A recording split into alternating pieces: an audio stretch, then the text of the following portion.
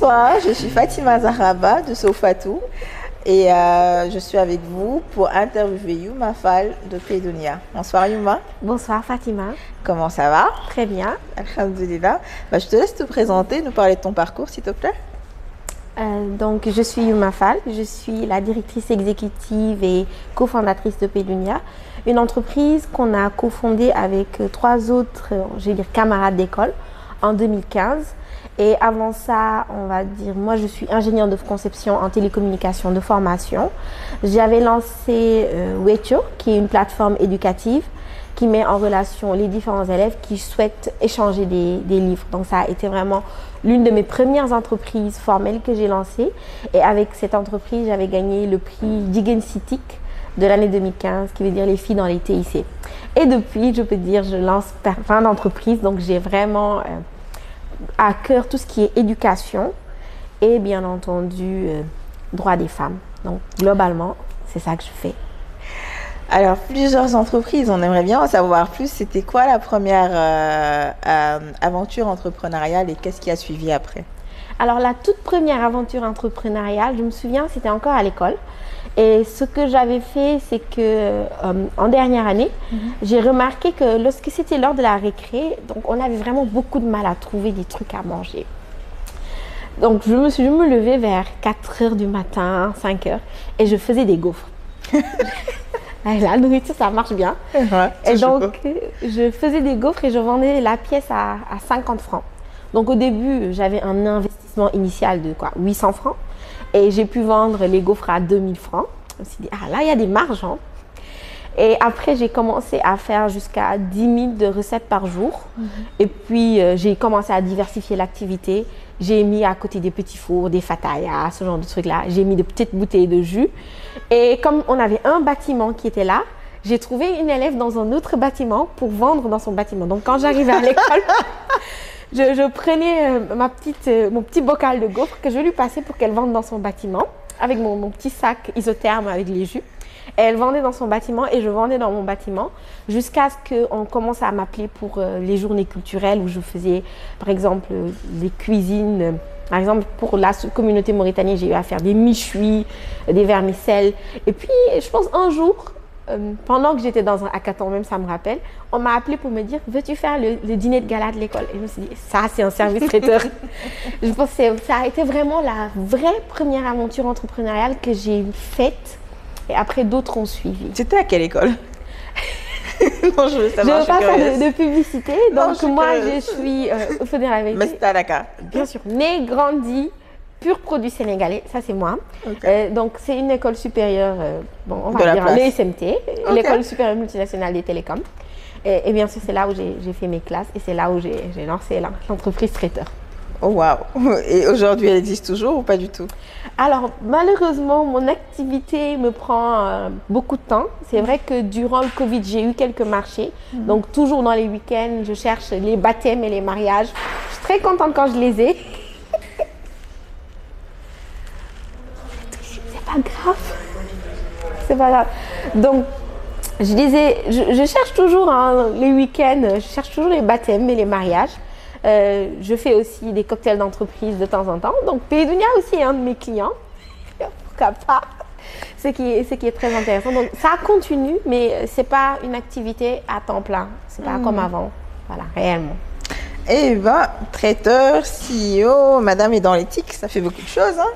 Et concrètement, après, qu'est-ce qui a suivi? Parce que tout à l'heure, tu nous as parlé de Wecho brièvement.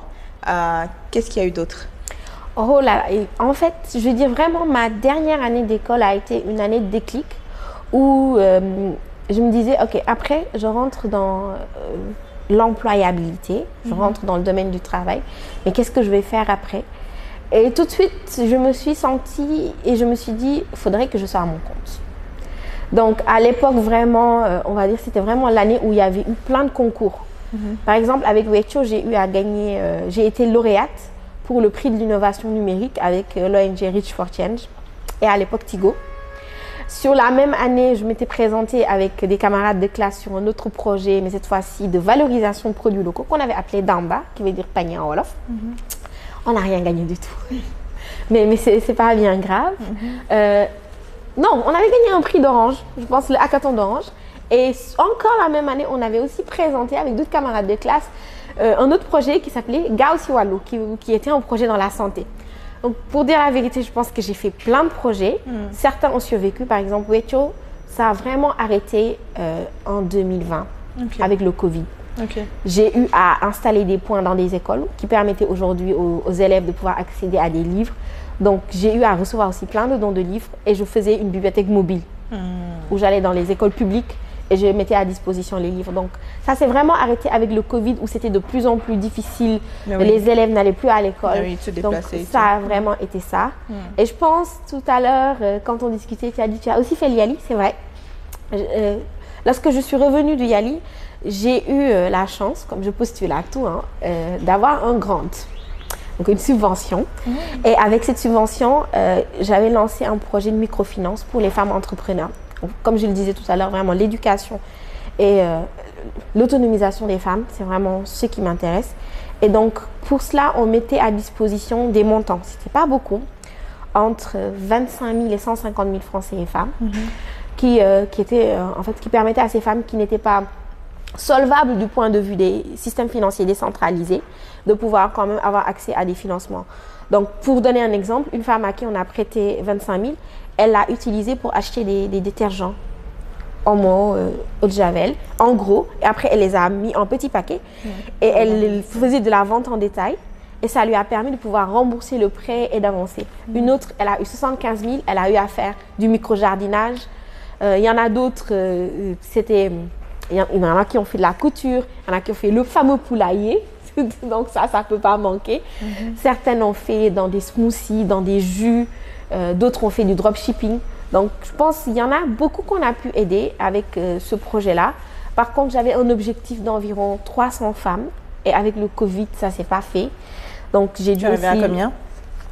J'en étais à une cinquantaine quand même. C'était pas beaucoup, il faut dire. C'est quand même un impact. Hein? C'est quand même un impact. Et le taux de remboursement était élevé? Le taux de remboursement était aux environs de 50%. Donc 50% des femmes remboursées. Il y avait aussi ça comme problématique. Il faut savoir que le vrai point intéressant dans le projet, c'est que je me suis réellement appuyée sur Paydunia. Dans le sens où tout était digitalisé. Voilà. Donc même les séances de coaching que je prenais avec les femmes, parce qu'il y avait un suivi une fois par semaine où je venais leur demander où est-ce que vous en êtes dans le projet, est-ce que l'argent avance, comment est-ce que vous pensez que vous allez pouvoir faire? Parce que les remboursements, c'était d'abord pour être sûr que le projet peut survivre. Et donc, même en faisant les suivis, c'était pour nous assurer, par exemple, qu'elles avaient quitté la phase d'idéalisation, qu'elles étaient dans l'exécution. Certaines avaient déjà de l'expérience dans leur domaine. C'était plus facile. Par exemple, celle qui a appris le micro-jardinage, elle était dans un GIE. Ils avaient déjà du micro-jardinage. Et ça m'a juste permis de dire, elle a déjà l'expérience. Et là, elle veut se mettre à son compte sur sa terrasse.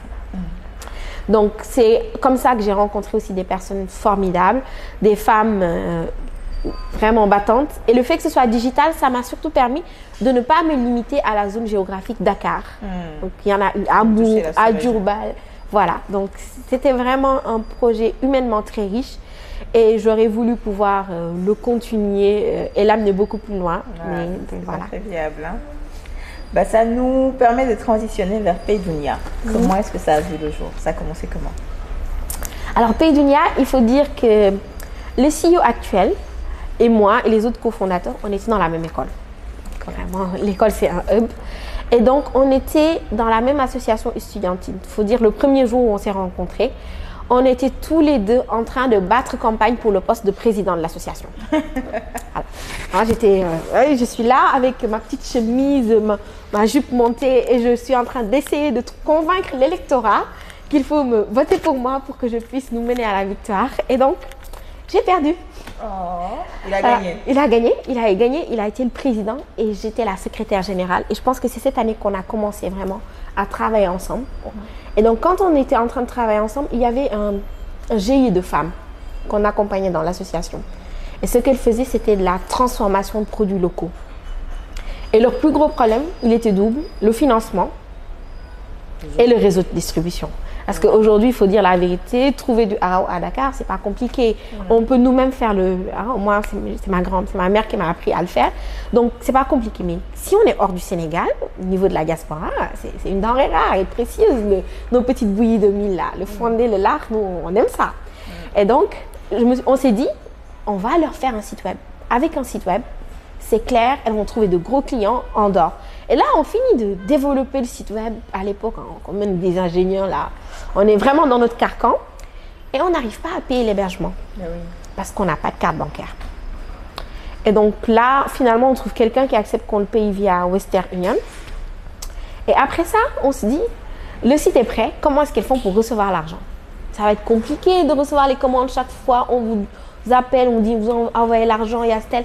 On va intégrer PayPal. Et la deuxième déconvenue, PayPal ne travaille pas avec les entreprises sénégalaises. Un INEA, un système sénégalais, PayPal n'est pas dessus.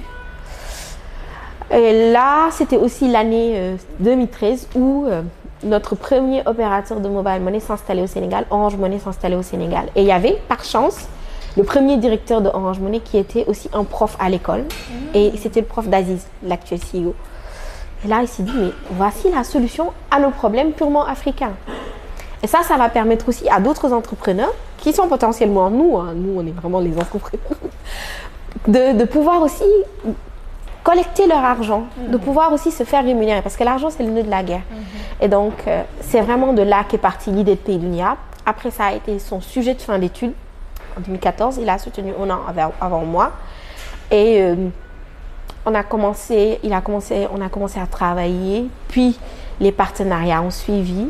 On a lancé le site en novembre 2015 et on a reçu notre premier paiement en février 2016. Et c'est exactement à cette période-là où on va dire j'ai tout laissé tomber pour être à plein temps à partir du 1er mars 2016 sur PayDunia parce que pour moi, comme on avait reçu notre premier paiement, ça allait pas. On a trop d'argent maintenant. Ah oui, non, il y a toujours ce moment-là où on se dit ça y est, c'est bon, je peux tout lâcher. Et comment est-ce que tu as évolué ensuite au sein de la boîte? Quand tu as commencé, tu faisais quoi dans la boîte? Oh là là. Alors, il faut savoir que comme je le disais, on a vraiment eu de la chance. On est 4 cofondateurs. Donc, il y en a un qui suit un doctorat en sécurité informatique au Canada depuis le presque début. Il a développé la plateforme initiale, donc c'est un très bon développeur. Après, on a Christian. Vous êtes tous sénégalais? Non, je suis la seule sénégalaise, je suis la seule femme en plus. Ce qui est un très bon point à souligner. Ok, et les autres sont africains? Oui, on a un béninois, un ivoirien et un togolais. Très bien. Voilà. Et donc, c'était vraiment un mix intéressant. Et ce qui s'est passé... C'est moi, ça. Oui, mais heureusement, on était tous aussi dans la même association estudiantine où on avait l'habitude de nos réunions. Donc, je pense que collaborer ensemble n'était pas compliqué.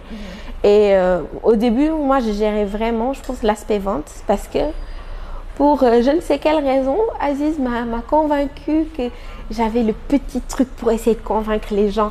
Et je me suis dit, ça, je peux le faire, je vais aller les convaincre, moi. Je pense qu'il n'a pas tort. Je suis pas trop sûre, mais en fait, c'était ça. Donc, je gérais les ventes. Et après, faut dire, quand on est entrepreneur, il faut être vraiment polyvalent. Il se trouve que, bon, je le dis en rigolant, j'aime beaucoup l'argent, hein, mine de rien. Et donc, j'ai une certaine affinité avec les chiffres. Donc, j'ai pu aussi gérer un peu la compta. Actuellement, à l'instant T où nous parlons, je gère les ventes digitales, je gère la communication, donc tout ce qui est aujourd'hui sur nos campagnes que nous menons à la fois sur les réseaux sociaux, les campagnes 360 que nous faisons, les événements auxquels on participe ou qu'on organise, tout cela c'est dans le département. Je gère aussi tout ce qui est service après-vente parce que je pense que la satisfaction clientèle est au centre de tout. D'ailleurs, pour la petite histoire, il faut savoir qu'entre novembre et février, on a reçu 0 transaction. Pourquoi? Parce qu'on s'était vraiment inspiré du modèle de PayPal et ça voulait dire que les personnes devaient créer un compte avant de payer. Ça n'allait jamais marcher ici. Jamais, c'est pas possible. Donc, c'est en écoutant les retours clients qu'on a supprimé cette création de compte et qu'on a pu avoir nos premiers paiements. Super. Et le premier employé de PayDunia, c'était à partir de quel moment?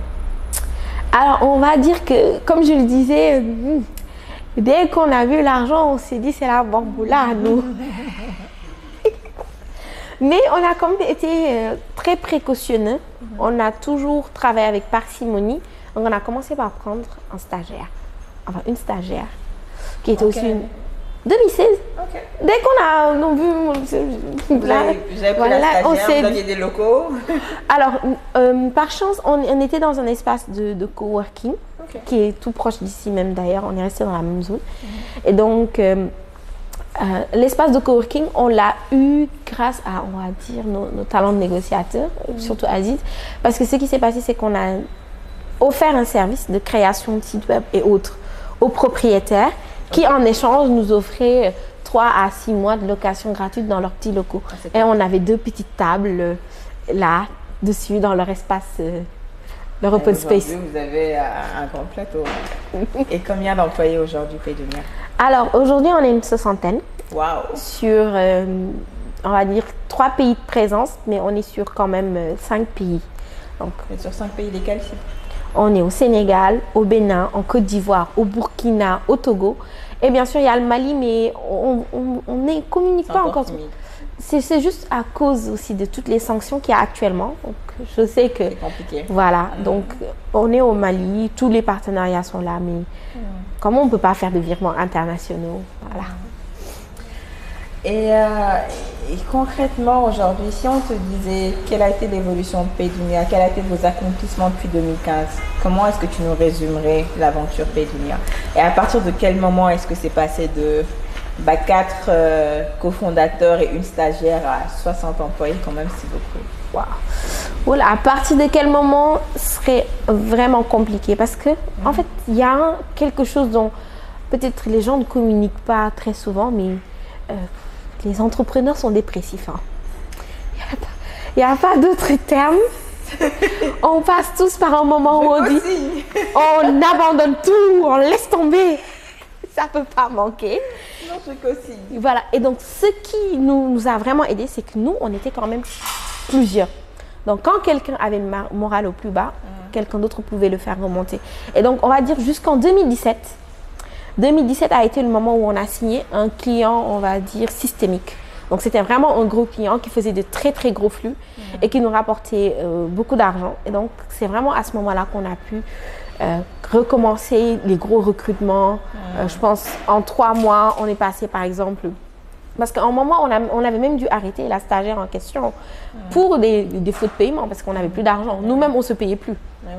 Il nous est même arrivé de payer, on va dire, les collaborateurs et de ne pas se payer pour dire à quel point l'aventure entrepreneuriale est teintée de haut et de bas.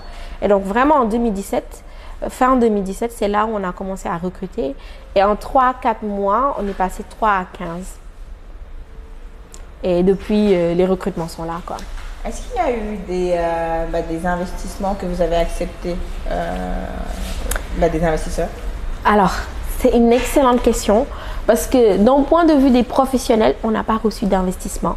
Mais la réalité est qu'on a eu du love money. Donc, love money, c'est friends and family. Donc, au départ, Paydunia, quand on l'a lancé, étant donné l'activité, on s'est directement lancé avec une SARL. Donc avec une société, parce qu'il fallait signer les partenariats avec les grosses boîtes. À parts égales? À parts égales? Non, du tout. Oh là là, ouf.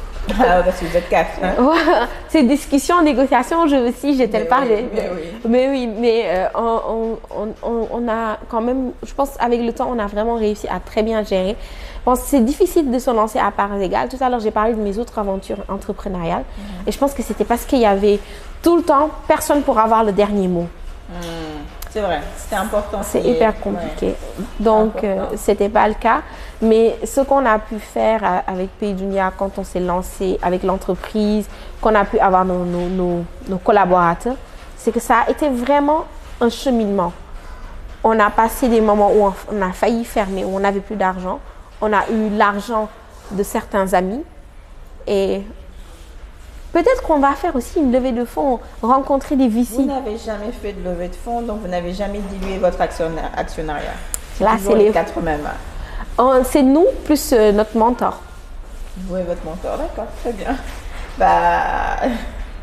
Bravo, hein, parce que arriver à ce stade-là sans levée de fonds, sans, Je pense que c'est quand même c'est quelque chose qui est à saluer. Surtout, vous étiez jeune et vous êtes toujours jeune, d'ailleurs, à ce que je vois. On voit Paydunia, on s'attend à ce que ce soit des personnes plus âgées qui soient derrière, plus expérimentées. Et je pense que c'est une belle leçon pour la jeunesse africaine, de manière générale. Et aujourd'hui, Paydunia, c'est gros comment quand je dis c'est gros comment, le nombre de transactions, le nombre de clients que vous avez. Alors, sur les chiffres officiels sur lesquels on communique, on dit plus de 1200 entreprises clientes, 6 pays de présence, une douzaine de nationalités et plus de 50 000 transactions par jour. Est-ce qu'il y a des chiffres vicieux?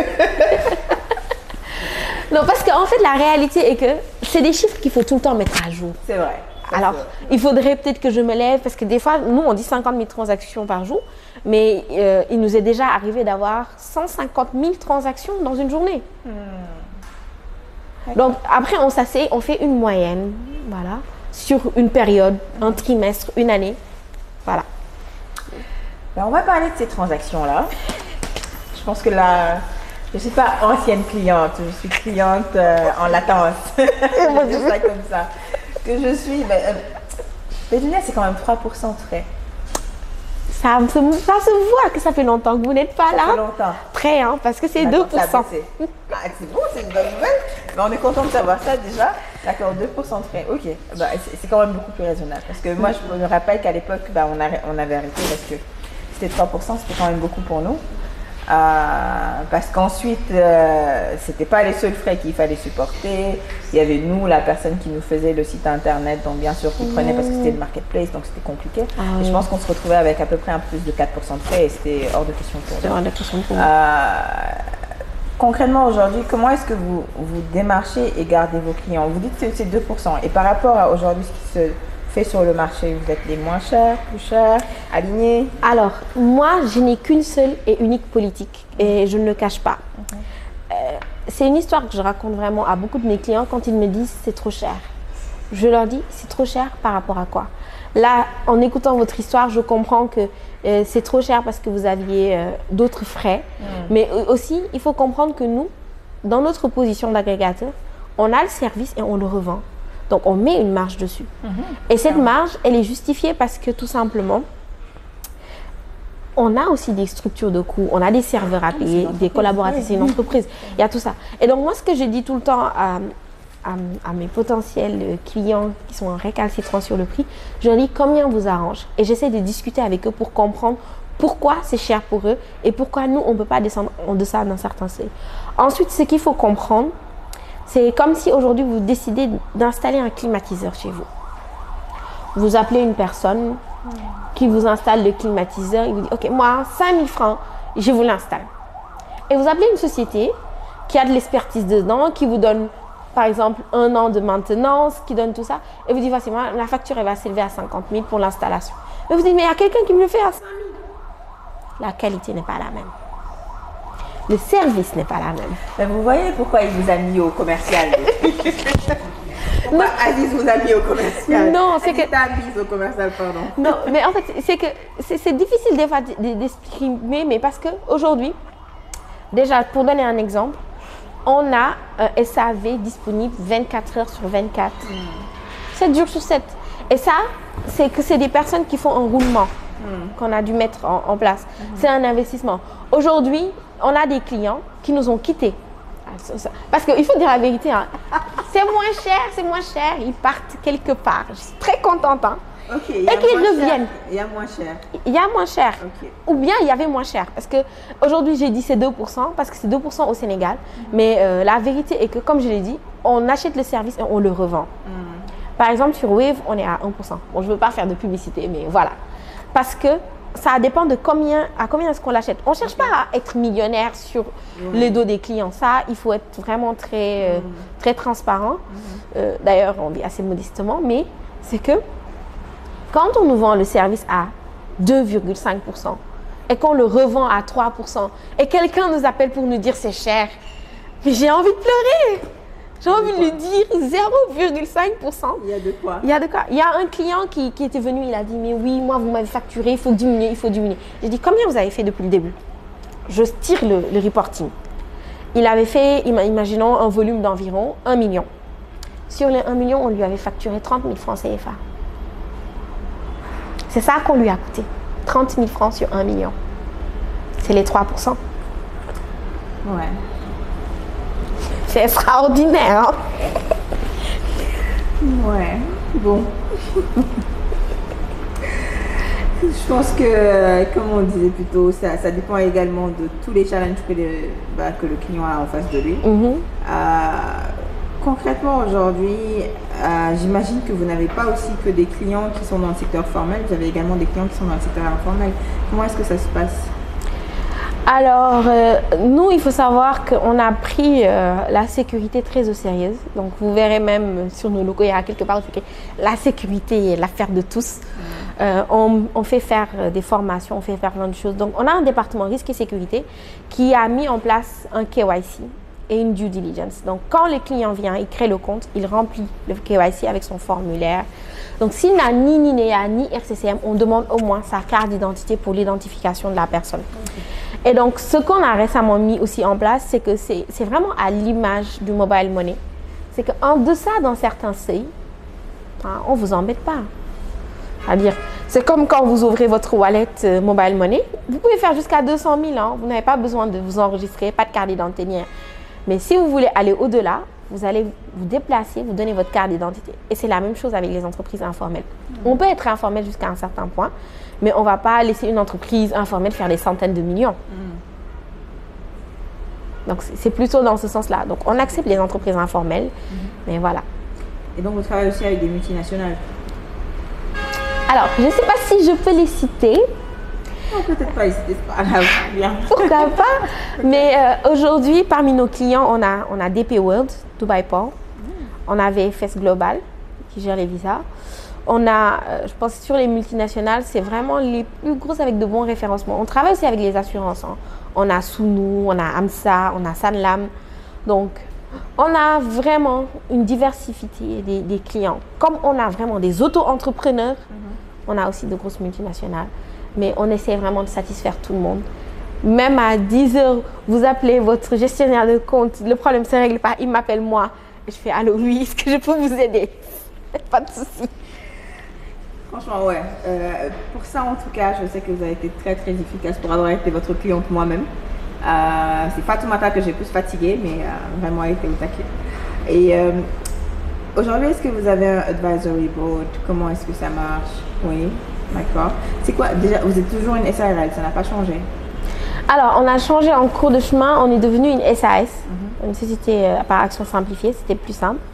Alors, on a un advisory board, donc on a dans notre board notre mentor que j'ai cité, qui est en fait concrètement l'ancien directeur de Tigo Cash.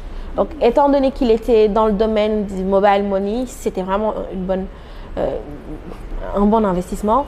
On a aussi Chabaka Marassi, donc qui est dans notre board.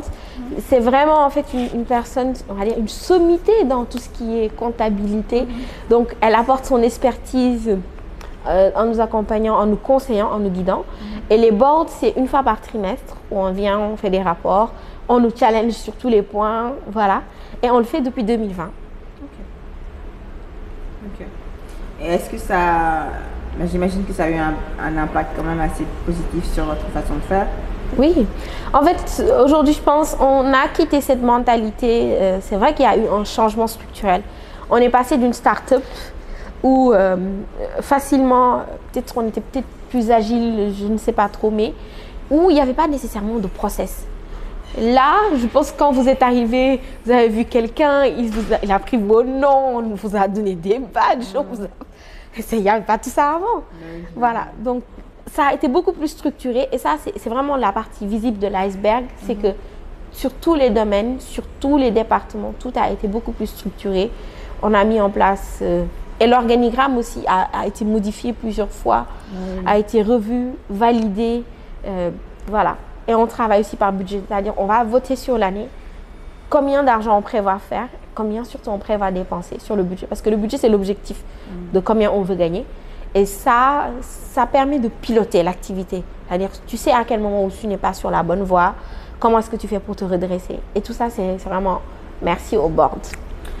Et comment ça se fait le recrutement? Parce que je demande ça parce qu'aujourd'hui, qui dit process, qui dit organigramme, dit bien sûr beaucoup plus de postes. Comme tu dis, aujourd'hui vous êtes une soixantaine. Comment est-ce que vous recrutez? Oh là là, c'est un vrai casse-tête. Enfin, je veux dire, c'était peut-être aussi un vrai casse-tête parce que dans les nombreux recrutements qu'on a fait, on a aussi décidé, on a investi dans un directeur des ressources humaines. Et je ne vous cache pas que depuis qu'il est là, il y a eu une meilleure réorganisation en interne. C'est vrai, on avait des process en interne. Par exemple, on a des télétravails, ce genre de trucs-là, les roulements. Et là, tout est vraiment beaucoup mieux spécifié, beaucoup plus suivi. Donc, les gens vont suivre les process. Et donc, avec la direction des ressources humaines qui s'est mise en place, c'est eux qui se chargent du sourcing, des entretiens préliminaires. Et ça évite vraiment le travail. Okay, parce donc, ça se fait en interne. On a déjà essayé les cabinets. Ça n'a pas marché. Voilà. Ils sont chers pour rien. Bon, c'était peut-être pas les bons cabinets. Mais... Non, c'est pas que ça, c'était pas les bons cabinets. C'est qu'il faut comprendre déjà qu'aujourd'hui, en Afrique francophone, FinTech, il n'y en a pas des masses. C'est pas un métier qu'on apprend à l'école. C'est pas facile de trouver des bons profils. On peut aller débaucher sur les banques, c'est très spécifique. Et donc, peut-être les vrais profils, on aurait pu les trouver chez les anglophones. Et après, si on décide de les prendre aussi, il y a un choc culturel aussi qui peut se faire. Donc, la réalité est que peut-être il y avait de bons cabinets, mais l'expérience nous a démontré que, cabinet ou pas, je pense qu'il faut déjà s'assurer que la personne corresponde à la culture d'entreprise, que la personne est prête à s'investir, voilà. C'est pourquoi il y a différents niveaux. Par exemple, tous ceux qui sont au niveau du CODIR, ils vont faire des entretiens avec moi, ils vont faire des entretiens avec Aziz, ils vont faire des entretiens avec le board. Donc, c'est plusieurs niveaux. Et pour tout le reste, on a aussi des tests écrits. C'est la totale, franchement. Même les stagiaires sont fatigués. Ce qui est bien, c'est que vous avez pu trouver votre propre système. Et ça, franchement, c'est à féliciter, hein, vraiment. Alors, moi, j'aimerais bien savoir aujourd'hui pour vous, Paydounia dans quelques années, je dis quelques années, dans 5 ans, Paydounia c'est quoi? Parce que moi, je me souviens que quand j'entendais Paydounia, je disais, genre, c'est le PayPal sénégalais. Aujourd'hui, ce n'est plus du tout le PayPal sénégalais, c'est beaucoup plus. Où est-ce que vous voyez Paydounia dans 5 ans? Alors, je ne veux pas dire qu'on est trop ambitieux. Il faut. Mais franchement, dans toute l'Afrique, quoi. Il n'y a pas à chercher. Au minima, moi, j'aurais dit le monde, mais comme il y a un objectif temps de 5 ans, on va dire dans toute l'Afrique, mais au minima, peut-être au moins dans toute l'Afrique francophone ou toute l'Afrique de l'Ouest. Donc, c'est ça. Là, c'est déjà en cours. En termes d'expansion géographique, je pense que ce sera ça. En termes de structuration, c'est vrai qu'avant, on nous qualifiait vraiment de manière très mignonne le PayPal de l'Afrique, le PayPal exotique et tout ça. Mais je pense que si on doit regarder, on ressemble beaucoup plus, un peu plus à Stripe. Faudrait peut-être nous parler du produit ou alors on ne fait pas de publicité. Alors, je ne vais pas faire de publicité, mais au lieu de citer les noms des produits, je vais plutôt citer leur utilité. C'est qu'aujourd'hui, on a des solutions pour les personnes qui ont des sites web, des applications mobiles ou même des logiciels comptables, des logiciels tout court. Donc, les API de Paydounia s'intègrent aussi sur les logiciels métiers des entreprises. On a aussi des solutions pour des personnes qui n'ont ni site web ni application mobile. Je pense qu'on a des solutions pour envoyer des factures. On a des solutions comme une marketplace pour mettre tous vos produits, vous les référencez. Il y a un système de panier comme sur une marketplace, mais c'est vraiment pour débuter. Et ça vous permet aujourd'hui d'utiliser ça, de partager sur les réseaux sociaux. C'est comme si vous aviez votre propre site web, mais c'est Paydounia/Sofatou, par exemple. Voilà. Donc, il y a beaucoup de produits, il y a beaucoup de services. Il y a des assurances, des écoles pour les paiements récurrents. Donc, voilà quoi. That's good to know. Yuma, tu es CEO de Paydounia depuis quand? En fait, je suis la directrice exécutive. Les gens font vraiment la confusion. Ok, parce qu'à un moment donné, tu as dit le CEO, je me suis dit... C'est vrai. Donc, actuellement, dans notre organisation, il y a le board. Aziz est le CEO et je suis la directrice exécutive. Aujourd'hui, la directrice exécutive, c'est beaucoup plus la personne qui va en interne, par exemple, faire le suivi et la validation du budget. Je dis ça comme ça, mais c'est beaucoup plus m'assurer que tout l'argent qui sort, c'est moi qui signe tout ça. Ces petits montants, je vérifie les virements bancaires, les chèques.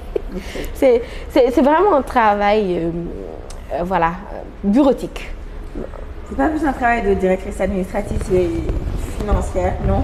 C'est encore un peu différent parce que dans mon cas, à part ça, je suis aussi un peu en charge de, je ne vais pas dire partenariat, mais de représenter aussi l'entreprise. Donc, comme aujourd'hui, il y a des interviews, je pense, ils ont dû essayer d'avoir Aziz, voilà, mais c'est moi. Donc, je vais aussi chercher les partenariats, discuter avec les clients. Parce que je suis d'abord là pour que les gens puissent savoir qu'il y a un interlocuteur qui veut prendre soin d'eux à l'intérieur de Paydunia. Et c'est une culture d'être là en opérationnel pour pouvoir aider les gens tous les jours. Donc, la directrice exécutive, ce n'est pas vraiment un rôle de DAF, dans le sens où le DAF, il va aussi manager l'équipe comptable. Je ne suis pas financière de base. Je vais pas... on va me donner le grand livre, je vois les comptes, mais je ne vais pas me dire le compte 606, ça correspond à quoi? 402, c'est quoi? C'est encore différent du DAF, mais c'est vraiment un rôle un peu à côté pour m'assurer de l'exécution. Disons que c'est comme si j'étais le directeur pays. Directeur pays, je pense que c'est parfait. Voilà. Directrice pays, alors... De plusieurs pays. De plusieurs pays. et le fait d'être la seule femme, justement, dans ce groupe, qu'est-ce que ça fait? Comment est-ce que ça a eu à te créer des challenges supplémentaires ou pas du tout? En fait, moi, je dis ça très souvent, je pense que j'ai été privilégiée, que j'ai vraiment eu de la chance. La chance, c'est un peu comme toi, où la famille, les amis me supportaient. Et puis, j'ai toujours été dans un cocon sécuritaire. Je sais qu'il y a d'autres femmes chefs d'entreprise aujourd'hui qui sont dans certains postes et qui doivent se battre pour faire respecter l'ordre. Surtout celles qui sont dans les transports logistiques ou autres, où il y a une sorte de stigmatisation, encore un peu de machisme et de misogynie. Je ne vais pas trop insister dessus. Mais moi, je n'ai pas eu à vivre ça. Au contraire, je pense que le fait que j'ai été une femme, c'est que quand certaines choses bloquaient, je venais tout sourire. Bonjour, bonjour, mais voilà, nous on comprend, on est tout à fait d'accord. Voilà, donc c'était pas plus mal. Et puis j'ai toujours mis des limites claires sur ce que je voulais.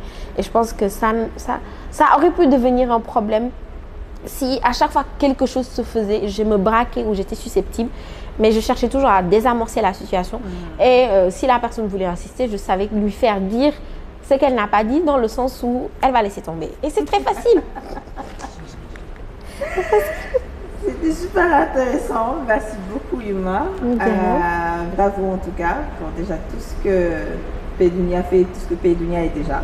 Merci. Et bonne continuation. Ça a été un plaisir de t'interviewer, de faire la journalistique. Pas aussi bien que toi, mais je pense que on a un bon résultat. Merci. Merci beaucoup.